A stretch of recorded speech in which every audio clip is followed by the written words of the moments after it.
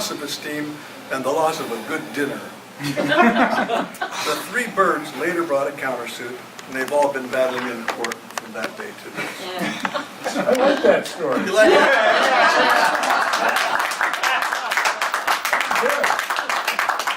Do I have time for one more? Well, it depends how long you're going to go on the next story. What time it's is it? About 20 till. Okay, we'll go. Quit plowing ahead. This one's a good one too. It's the Pied Piper of Hamlin.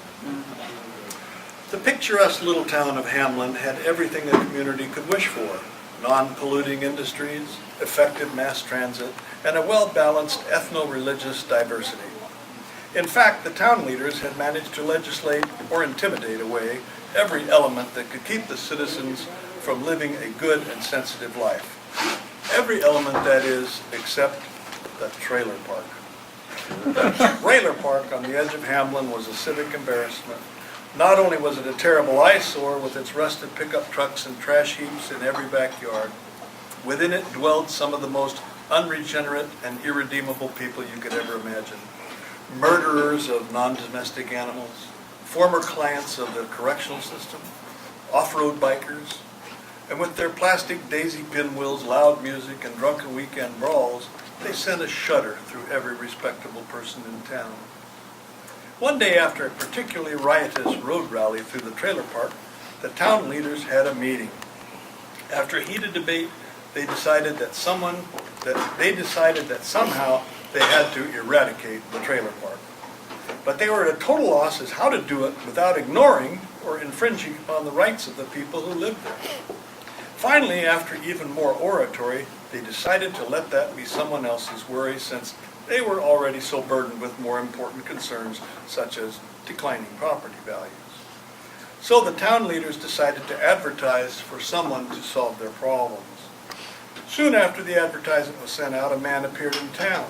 He was very vertically gifted and of lower than average weight for his size. His clothes were worn in combinations never before seen or imagined, and his mannerisms and high-pitched voice were certainly unique. Although he looked like he came from some world other than, but certainly not unequal to, our own, he gained the trust of the desperate town leaders.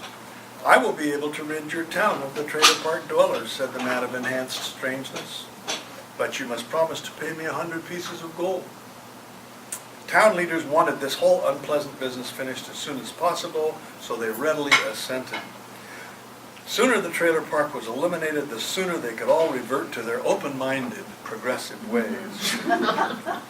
So the man of enhanced strangeness got down to work. He reached into his tattered knapsack and pulled out a sophisticated, compact recording machine. The people around him looked on with interest as he inserted a few tapes, set some knobs, and checked the sound levels. Then he began mumbling into the built-in microphone.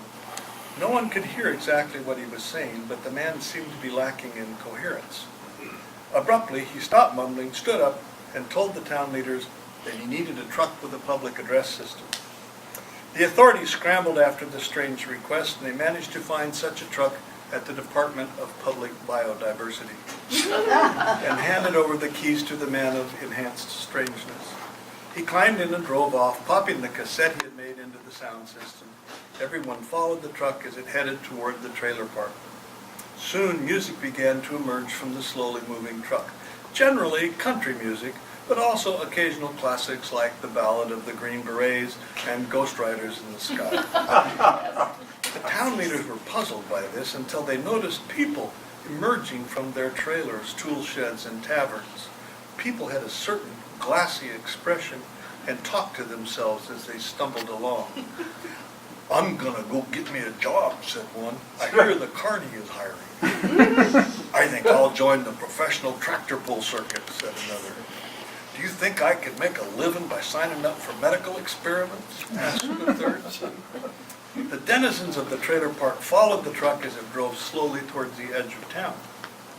Soon, both they and it disappeared over the horizon, and the town leaders lifted a cheer. About an hour later, the truck returned, minus its entourage. "I led them all to the highways," said the man of enhanced strangeness as he alighted from the truck. "They're out thumbing rides for any place but Hamlin. Now the trailer park is free for you to use in whatever way you want. Marvelous, said one of the authorities who was serving as spokesperson. Now that they're gone, we can commence with our plans for a Third World Refugee Reorientation Center. Thank you, thank you. Now, if you'll kindly pay me the 100 pieces of gold you promised, I'll be on my way. Well, Hamlin is striving to establish an economy that is based on human capital and not the mere exploitation of physical resources. And so to this end, we'd like to offer you this coupon book, which entitles you to such services in Hamlin as free massages and seminars on releasing your inner child. The man of enhanced strangeness squinted his eyes. You promised me 100 pieces of gold, he said, growing visibly angry. Now pay up or suffer the consequences. Well, if you wish to abandon your responsibility for making the world a more equitable place, clucked the spokesperson, so be it. We will have to give you the official Hamlin IOU, which can be redeemed for a significant portion of its face value at many of the currency exchanges and liquor stores in the surrounding towns. The man of enhanced strangeness paused, then chuckled eerily and climbed back into the truck. Before anyone could stop him, he began to drive through all the neighborhoods of Hamlin. As he went, the truck played a weird, high-pitched music that no one could recognize. Soon the children of Hamlin emerged from their houses and streamed from their playgrounds. With glazed looks, they milled about in the streets. The town leaders could hear the children talking earnestly to each other. Free markets are the only way to be sure to give people the personal incentive to build a better society, said one child.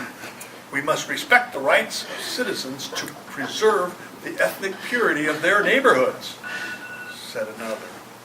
Our only obligation as a society is to make sure that everyone has a level playing field, said a third. As their children began to form tax protest groups and gun clubs, the town leaders sadly realized that their years of careful social planning would soon come to nothing.